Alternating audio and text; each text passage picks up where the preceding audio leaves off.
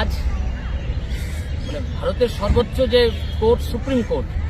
এখানে এসটিএ যে SLP file করেছিল, যে এসটিএর এসএলপি ফাইলের মূল কন্টেনশন ছিল যে টেনসি যে আইন, টেনসি যে সেকশন 2017 সালে তারা লাগু করেছিল সেইটাকে রেট্রোস্পেক্টিভটাকে প্রসপেক্টিভ করা যাবে, যেখানে আমরা কার্যত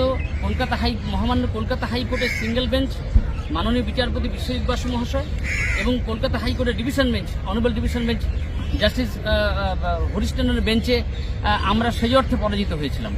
কিন্তু এই ভাইরাসটাকে চ্যালেঞ্জ করে যখন সুপ্রিম কোর্টে আমরা আসি এবং যে মামলার মধ্যে ছিল এই পশ্চিমবঙ্গের শত শত শিক্ষকের চোখে জল, আমরা বিশ্বাস করি সমাজ সচেতন গণতান্ত্রিকতায় বিশ্বাসী যে আইনজীবী যারা,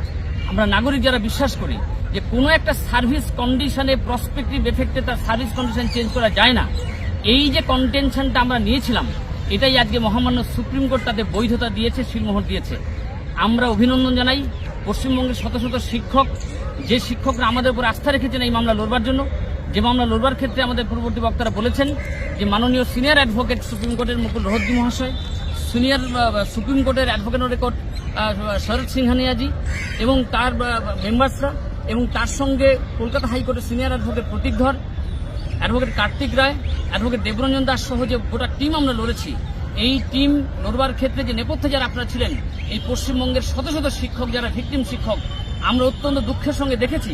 আমরা কলকাতা হাইকোর্টের সিঙ্গেল বেঞ্চে বলবার চেষ্টা করেছি, ডিভিশন বেঞ্চে বলেছি যে সাধারণ একজন মানে যে শিক্ষক, অসুস্থ শিক্ষক, ক্যান্সার আক্রান্ত শিক্ষক, তাকে পাঠানো হচ্ছে মানে সল্টলেক থেকে ফারাক্কাতে, একজন শিক্ষককে উত্তর চব্বিশ ব্যারাকপুর থেকে পাঠানো হচ্ছে লালগোলা মুর্শিদাবাদে পাঠানো হচ্ছে। অর্থাৎ আইনকে তোয়াক্কা না করে, আইনকে না মেনে, শিক্ষকদের ন্যায়ের কথা না মেনে যেভাবে অন্যায়ভাবে কলকাতা হাইকোর্টে এই শিক্ষকরা মানে শিকার হয়ে গিয়েছিল, তারই বিরুদ্ধে যখন আজকে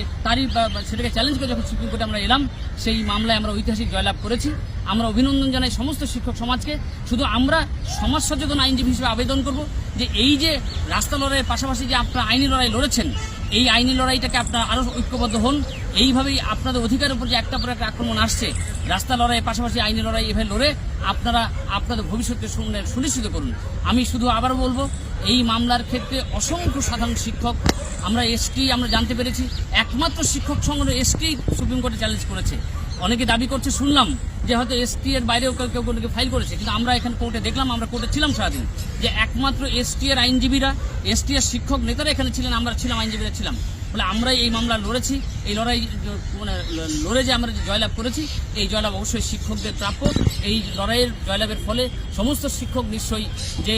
মানে তার পরিবারকে একদম মানে তছনছ করে দিয়ে যেখানে যেতে হবে, কলকাতা হাইকোর্টে পরপর জাজমেন্টগুলো আসছিল এবং দিনের পর দিন শিক্ষকরা গভীর উদ্বেগে, টেনশনে তারা অসুস্থ হয়ে যাচ্ছিলেন, তার এই মানে ঘটনার বিরুদ্ধে আজকের এই ঐতিহাসিক রায় সকলকেই